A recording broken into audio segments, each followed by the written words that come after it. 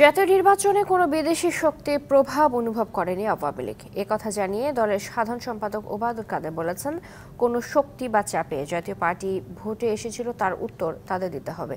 বীর মুক্তিযোদ্ধা শহীদ লেফটেন্যান্ট শেখ জামালের ৭১তম জন্মদিনে রবিবার সকালে বনানী কবরস্থানে তার প্রতি শ্রদ্ধা নিবেদন শেষে এসব কথা বলেন ওবায়দুল কাদের।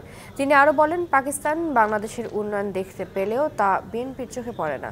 আওয়ামী লীগ সাধারণ সম্পাদক বলেন, ১৯৭৫ সালে একটি পরিবারকে নিশ্চিহ্ন করে দেওয়া হয়েছিল। সেদিন জিয়া মুস্তাকরা খুনিদেরকে দুঃসাহস দিয়ে মানব সভ্যতার ইতিহাসে নৃশংসতম হত্যাকাণ্ড ঘটিয়েছিল, যার মাধ্যমে হত্যার রাজনীতি শুরু হয়।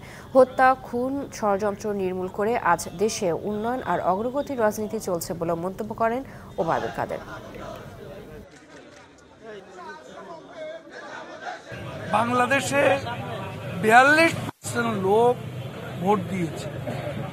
ভোটের দিন খুন খারাপি কোনো কিছুই হয়, ফ্রি অ্যান্ড ফেয়ার ইলেকশন হয়েছে।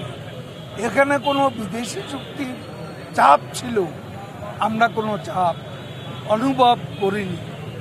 তিনি কোন কারণে কার চাপে ইলেকশনে এসেছেন সেটা তাকেই পরিষ্কার করে বলতে। ১, ২, ৩ ঢাকায় জমি জিতে নিন ১০০% ক্যাশব্যাক সহ ২০ কোটি টাকার পুরস্কার।